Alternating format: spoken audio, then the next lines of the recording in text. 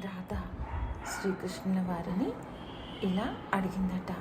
కృష్ణ, నేను నీలో ఎక్కడ ఉన్నాను అని అడిగిందట.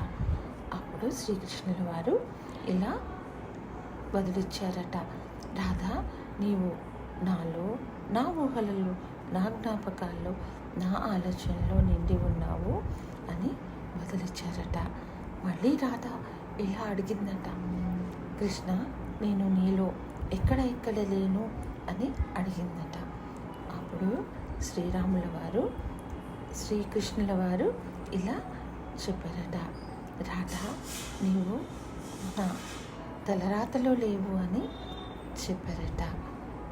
అనగా దీని భావము, రాధ శ్రీకృష్ణుని భార్య కాలేకపోయిందని దీని అర్థము.